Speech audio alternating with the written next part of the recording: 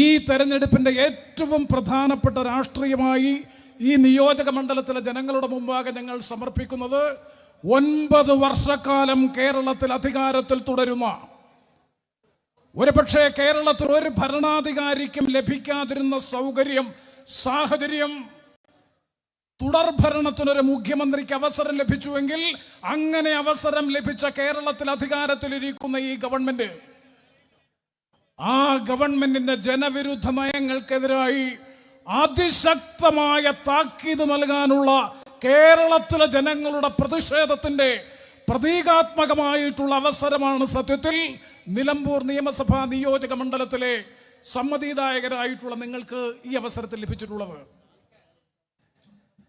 ഞങ്ങൾ തുടക്കത്തിൽ തന്നെ കേരളത്തിൽ ഐക്യ ജനാധിപത്യ മുന്നണി പറഞ്ഞു, ഇത് 9 വർഷക്കാലമായി കേരളത്തിൽ അധികാരത്തിലിരിക്കുന്ന CPM-ന്റെ നേതൃത്വത്തിൽ, പിണറായി വിജയന്റെ നേതൃത്വത്തിലുള്ള ഗവൺമെന്റിന്റെ വിലയിരുത്തലായിരിക്കും എന്ന കാര്യം ആവർത്തിച്ച് അസന്നിഗ്ധമായി കൺവെൻഷനിൽ പ്രഖ്യാപിക്കാൻ ഞങ്ങൾ ആഗ്രഹിക്കുകയാണ്. ഈ ഗവൺമെന്റിനെതിരായിട്ടുള്ള അതിശക്തമായ ജനവികാരം ഇന്ന് സംസ്ഥാനത്തിന്റെ മുക്കിലും മൂലയിലും രൂപപ്പെട്ടുകൊണ്ടിരിക്കുന്ന പ്രത്യേക പശ്ചാത്തലത്തിൽ പൊതു നിയമസഭാ തെരഞ്ഞെടുപ്പിന് കേവലം 1 വർഷം പോലും ബാക്കിയില്ലാതിരിക്കുന്ന സാഹചര്യം, പഞ്ചായത്ത്, മുനിസിപ്പൽ കോർപ്പറേഷൻ തെരഞ്ഞെടുപ്പ് പടിവാതിക്കൽ എത്തി നിൽക്കുന്ന സാഹചര്യത്തിൽ, ആ സാഹചര്യത്തിൽ നടക്കുന്ന തെരഞ്ഞെടുപ്പ് എന്ന രാഷ്ട്രീയ പ്രാധാന്യം ഉൾക്കൊണ്ടുകൊണ്ട് തന്നെ ഞങ്ങൾ പറയുന്നു, പിണറായി വിജയന്റെ നേതൃത്വത്തിലുള്ള ഗവൺമെന്റിന്റെ ഭരണത്തിന്റെ അവസാനം കുറിക്കുന്നതിന് വേണ്ടിയിട്ടുള്ള ആദ്യത്തെ ജനകീയ താക്കീതായി നിലമ്പൂർ നിയമസഭാ ഉപതെരഞ്ഞെടുപ്പ് മാറ്റണം എന്നുള്ളതാണ് ഈ തെരഞ്ഞെടുപ്പിന്റെ മുഖ്യമായിട്ടുള്ള രാഷ്ട്രീയം. ഈ തെരഞ്ഞെടുപ്പ് എന്തുകൊണ്ടുണ്ടായി? ഏതെങ്കിലും ഒരു നിയമസഭാംഗം ഏതെങ്കിലും ഒരു പ്രത്യേക സാഹചര്യത്തിൽ സാധാരണഗതിയിൽ നിയമസഭാ ഉപതെരഞ്ഞെടുപ്പ് ഉണ്ടാകുന്നത് പോലെയാണോ ഈ പ്രാവശ്യം നിയമസഭാ തെരഞ്ഞെടുപ്പ് ഉണ്ടായത്?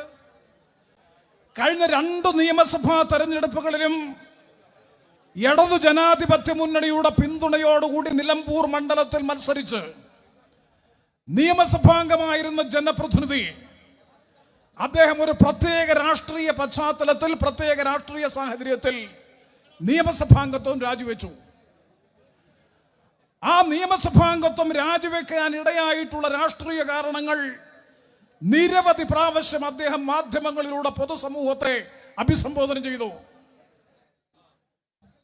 അദ്ദേഹം മുന്നോട്ട് വെച്ച രാഷ്ട്രീയ പ്രശ്നങ്ങൾ സത്യത്തിൽ കേരളത്തിൽ കോൺഗ്രസിന്റെ നേതൃത്വത്തിൽ ഐക്യ ജനാധിപത്യ മുന്നണി കഴിഞ്ഞ 9 വർഷക്കാലമായി ഈ ഗവൺമെന്റിനെതിരായി നിയമസഭയ്ക്കകത്തും പുറത്തും നിരന്തരമായി നടത്തിക്കൊണ്ടിരിക്കുന്ന ഞങ്ങൾ മുന്നോട്ട് വെച്ചിട്ടുള്ള വിഷയങ്ങളാണ് രാജിക്ക് ആധാരമായി, രാഷ്ട്രീയ നിലപാടിന് മാറ്റമായി അദ്ദേഹം ചൂണ്ടിക്കാണിച്ചത്.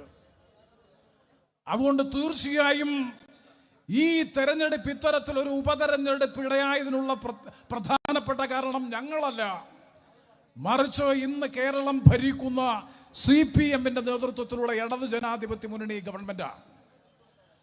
ഇവിടെ നേരത്തെ ശ്രീ ദേവരാജൻ സൂചിപ്പിച്ചു 9 വർഷക്കാലം.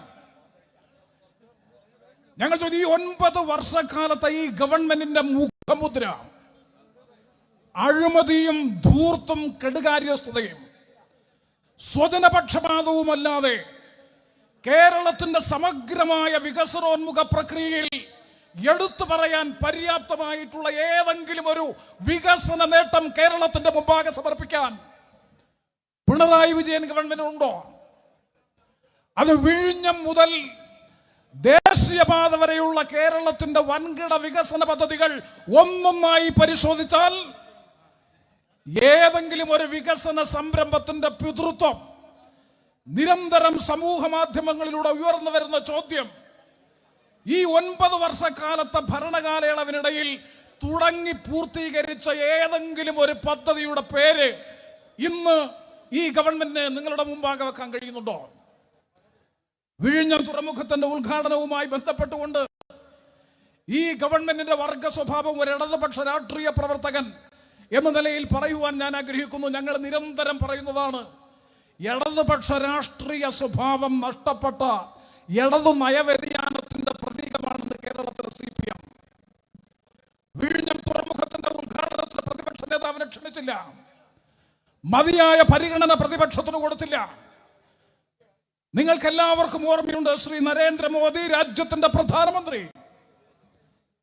ഒരു നയാ പൈസയുടെ പോലും ഇൻവെസ്റ്റ്മെന്റ് കേന്ദ്രത്തിനില്ലാത്ത, കേന്ദ്ര ഗവൺമെന്റ് വയബിലിറ്റി ഗ്യാപ്പ് ഫണ്ട് കൊടുക്കുമെന്ന് പറഞ്ഞിട്ട് കൊടുക്കാതിരുന്ന രാജ്യത്തിന്റെ പ്രധാനമന്ത്രിയെ ഉദ്ഘാടനത്തിന് ക്ഷണിച്ചതിന് ശേഷം സ്വാഗത പ്രസംഗത്തിൽ തുറമുഖത്തിന്റെ ചുമതലയുള്ള മന്ത്രി ശ്രീ VN വാസവൻ പറഞ്ഞത് ഞാൻ ആവർത്തിക്കുന്നു.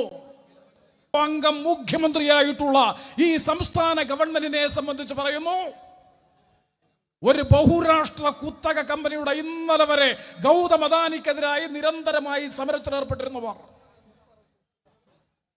6000 കോടി രൂപയുടെ റിയൽ എസ്റ്റേറ്റ് കച്ചവടം എന്ന് പറഞ്ഞ് ഉമ്മൻചാണ്ടിക്കെതിരെ ആക്ഷേപത്തിന്റെയും ആരോപണത്തിന്റെയും കൂരമ്പുകൾ ചെയ്തവർ, ഈ പദ്ധതി റിയൽ എസ്റ്റേറ്റ് കച്ചവടമാണ് എന്ന് ദേശാഭിമാനിയിൽ വെണ്ടയ്ക്ക അക്ഷരത്തിൽ അച്ചുനിരത്തിയവർ, UDF ഗവൺമെന്റിന്റെയും ഉമ്മൻചാണ്ടിയുടെയും ശ്രമകരമായ പ്രവർത്തനത്തിലൂടെ മാത്രം ആരംഭിച്ച് സാധ്യമാക്കാൻ കഴിഞ്ഞ കേരളത്തിന്റെ സർവതോമുഖമായിട്ടുള്ള സാമ്പത്തിക വളർച്ചയ്ക്ക് സഹായകരമാകുന്ന വിഴിഞ്ഞം പദ്ധതി അത് പൂർത്തീകരിച്ചപ്പോൾ, അത് പ്രാവർത്തികമാക്കിയപ്പോൾ ഗവൺമെന്റിന്റെ പങ്കാളിയായി ഗൗതം അദാനി മാറി.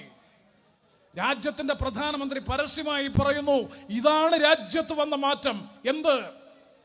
ഒരു കമ്മ്യൂണിസ്റ്റ് പാർട്ടിയുടെ ഗവൺമെന്റ്, ഒരു ഇടതുപക്ഷ പ്രസ്ഥാനത്തിന്റെ ഗവൺമെന്റ്, സ്വകാര്യ മൂലധന കോർപ്പറേറ്റ് കമ്പനിയുടെ ഉടമ ഞങ്ങളുടെ പങ്കാളിയാണ് എന്ന് ഒരു കമ്മ്യൂണിസ്റ്റ് ഗവൺമെന്റ് പറയുന്നതാണ് കാലത്തിന്റെ മാറ്റം എന്ന് പറഞ്ഞാൽ ഇടതുപക്ഷ രാഷ്ട്രീയത്തിന് അപമാനമാണ്. അതാണ് ഞങ്ങൾ സൂചിപ്പിക്കുന്നത്. അത് തന്നെയാണ് ഞാൻ നേരത്തെ സൂചിപ്പിച്ചതുപോലെ ഈ തെരഞ്ഞെടുപ്പിന് ആധാരമായ, രാജിക്ക് ആധാരമായ കാരണമായി ഉന്നയിക്കപ്പെട്ടതും അത് തന്നെയാണ്. അതുകൊണ്ട് പാർട്ടിയുടെ സമഗ്രാധിപത്യം, പാർട്ടിക്കാരല്ലാത്തവർക്ക് കേരളത്തിൽ ഒരു നിവർത്തിയുമില്ല എന്ന സ്തുതി, അതുപോലെ കുടുംബാധിപത്യം, ഞാൻ അതിൻ്റെ ഒന്നും വിശദാംശങ്ങളിലേക്ക് ഈ അവസരത്തിൽ പോകുന്നില്ല. ബഹുമാനപ്പെട്ട കേരളത്തിന്റെ പ്രതിപക്ഷ ഉപനേതാവ് ബഹുമാനപ്പെട്ട ജനാബ് PK കുഞ്ഞാലിക്കുട്ടി സാഹിബും ഈ വേദിയിൽ എത്തിച്ചേർന്നിട്ടുണ്ട്. വളരെ സന്തോഷത്തോടെ ഞാൻ സ്വാഗതം ചെയ്യുന്നു. ഞാൻ എൻ്റെ സംസാരം ചുരുക്കുന്നു. ഞാൻ സൂചിപ്പിച്ചത് പാർട്ടി സമഗ്രാധിപത്യം, കുടുംബ സമഗ്രാധിപത്യം, ഗുരുതരമായ അഴിമതി ക്രമക്കേട് കേരളത്തിന്റെ ബഹുമാനപ്പെട്ട മുഖ്യമന്ത്രി. ഇന്നലെയാണ് അഴിമതി ഉദാഹരണങ്ങൾ ഏതെങ്കിലും ചൂണ്ടിക്കാണിക്കാൻ കഴിയുമോ എന്ന് ചോദിച്ചു. ഇവിടെ പറയാൻ, വിശദീകരിക്കാൻ സമയമില്ല. വരും ദിവസങ്ങളിൽ നമുക്ക് ചർച്ച ചെയ്യാം. എത്ര അഴിമതിയാണ്. ഏറ്റവും ഒടുവിൽ 2.74 കോടി രൂപ എറണാകുളത്തെ സ്വകാര്യ കമ്പനിയിൽ നിന്ന് ഒരു സേവനവും നൽകാതെ മകൾ കൈപ്പറ്റി എന്ന് പറഞ്ഞ് സെൻട്രൽ ബ്യൂറോ ഓഫ് ഇൻവെസ്റ്റിഗേഷൻ കേസെടുത്ത് കോടതിയിൽ ചാർജ് ഷീറ്റ് ഫ്രെയിം ചെയ്തിരിക്കുന്നു. കേരളത്തിന്റെ മുഖ്യമന്ത്രിയുടെ മകൾക്കെതിരെ. കേരളത്തിന്റെ ബഹുമാനപ്പെട്ട മുഖ്യമന്ത്രിയുടെ principal secretary Shri Sivasankaran, principal private secretary Shri Sivasankaran 105 ദിവസം കൽത്തുറുങ്കിനകത്ത് കിടന്നു. ആരാ പ്രിൻസിപ്പൽ പ്രൈവറ്റ് സെക്രട്ടറി? മുഖ്യമന്ത്രിക്ക് വേണ്ടി പ്രവർത്തിക്കുന്നയാൾ. മറ്റൊരു പ്രിൻസിപ്പൽ സെക്രട്ടറി കിഫ്ബിയുടെ ചെയർമാൻ KM എബ്രഹാം. ആ മുഖ്യമന്ത്രിയുടെ രണ്ടാമത്തെ പ്രിൻസിപ്പൽ സെക്രട്ടറിക്കെതിരായി CBIയുടെ കേസ്. എന്തിനേറെ പറയുന്നു, കരുവന്നൂരിൽ ഇന്ത്യയുടെ രാഷ്ട്രീയ ചരിത്രത്തിൽ ആ കേസിന്റെ മെറിറ്റ്സിനെ സംബന്ധിച്ച് ഡീമെറിറ്റ്സിലേക്ക് ഒന്നും ഞാൻ പോകുന്നില്ല. ഇന്ത്യയുടെ രാഷ്ട്രീയ ചരിത്രത്തിൽ ആദ്യമായി ഗുരുതരമായ അഴിമതി ആരോപണത്തിന് CPMന്റെ മുൻ ജില്ലാ സെക്രട്ടറിമാർ, 3 ജില്ലാ സെക്രട്ടറിമാരെ കൂടാതെ പ്രതി ചേർക്കപ്പെട്ടിരിക്കുന്നു.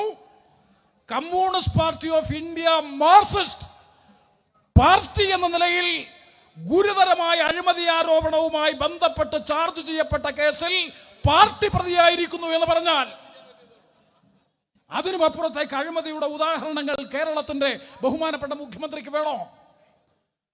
അങ്ങനെ സകല മേഖലയിലും ഞാൻ ആവർത്തിച്ച് പറയുന്നു, ഒരു അധോലോക മാഫിയ സംഘം. കേരളം ക്രമസമാധാന തകർച്ചയുടെ നാടായി മാറിയിരിക്കുന്നു. ഞങ്ങളുടെ ജില്ലയിൽ ഈ കഴിഞ്ഞ 6 മാസത്തിനുള്ളിൽ നടന്നിട്ടുള്ള കൊലപാതകങ്ങൾ, മകൻ ഉമ്മയുടെ കഴുത്തറുത്ത് കൊല്ലുന്നു, മകൻ ആത്മഹത്യ ചെയ്യുന്നു, മുത്തച്ഛന്റെയും അമ്മയുടെയും കഴുത്ത് ഞെരിച്ചു കൊല്ലുന്നു, 5 പേരെ കൊന്നു തള്ളുന്നു ഒരു കുടുംബത്തിൽ. 3.5 വയസ്സുള്ള പെൺകുട്ടിയെ ഭീകരമായ പീഡനത്തിന് വിധേയമാക്കി പുഴയിലൊഴുക്കുന്നു. പ്രാകൃതമായ കൊലപാതകങ്ങളുടെ നാടായി കേരളം മാറുന്നു. 9 വർഷം പിന്നിടുമ്പോൾ കേരളത്തിന്റെ മുഖ്യമന്ത്രി പരിതപിക്കുന്നു. മുഖ്യമന്ത്രി അടക്കം CPM-ന്റെ നേതാക്കൾ മുഴുവൻ പറയുന്നു, ഇന്ന് കേരളം രാസലഹരി മരുന്നിന്റെ പിടിയിലാണ്.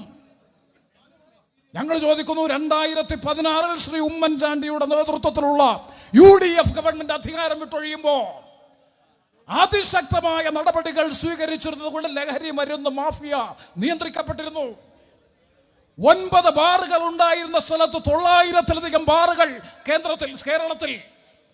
മദ്യവും മയക്കുമരുന്നും രാസലഹരി മരുന്നും കേരളത്തിൽ 9 വർഷക്കാലം കൊണ്ട് അതിൻ്റെ വിപണനം, വ്യാപനം കേരളത്തിൻ്റെ വളർന്നു വരുന്ന പുതിയ തലമുറയുടെ ബൗദ്ധിക ശേഷിയെ പോലും തകർക്കുന്ന നിലയിൽ, കേരളത്തിൻ്റെ സമസ്ത പുരോഗതിയെയും തകർക്കുന്ന നിലയിൽ ഈ കേരളം മാറി. അതാണ് 9 വർഷക്കാലത്തെ പിണറായി വിജയൻ ഗവൺമെന്റിന്റെ ഭരണ നേട്ടം.